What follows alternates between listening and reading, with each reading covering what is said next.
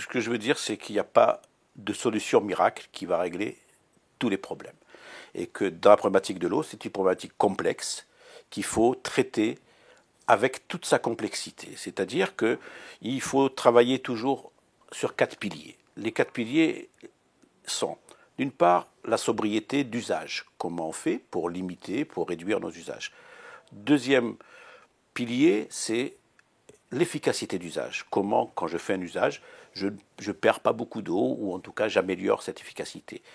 La troisième pilier, c'est la complémentarité d'usage. Et c'est là où on voit, à partir du moment où on a utilisé une eau, est-ce qu'on ne peut pas la réutiliser pour un autre usage? Donc ça, c'est la troisième approche, le troisième pilier. Et le quatrième pilier, qui est le plus important, sur lequel on doit toujours se référer, c'est la restauration et la préservation des écosystèmes.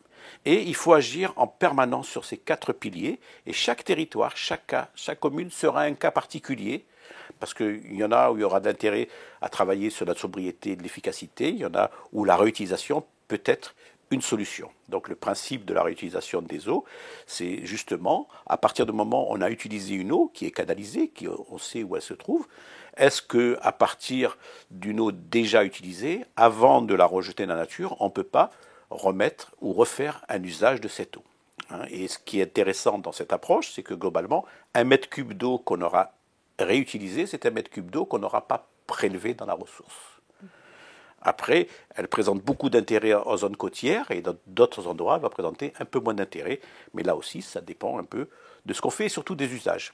La région Occitanie a déjà mis en place avec un certain nombre de démonstrateurs qui existent pour voir comment on peut réutiliser les eaux, parce que là aussi, les possibilités de réutilisation sont multiples. On ne va pas réutiliser des eaux usées traitées pour faire de l'eau potable, mais on a plein d'autres usages qui sont intéressants, que ce soit pour des activités urbaines, des nettoyages de voiries, des arrosages de golf, des arrosages de parcs et jardins. Pourquoi pas aussi faire de la neige artificielle? Il faut savoir qu'au JO de Pékin, toute la neige artificielle était faite avec des eaux usées traitées, parce qu'ils avaient besoin d'eau. Donc il y a toute cette question d'usage de l'eau, de recharger des nappes, d'éviter la remontée du biseau salé, parce qu'on voit que là aussi, dans des zones côtières, le fait de prélever l'eau dans les ressources va faire remonter le sel dans les nappes phréatiques côtières, et on a des problèmes qu'on appelle de remontée du biseau salé. Donc ça permet aussi de réalimenter aussi, pourquoi pas dans certains endroits, des nappes.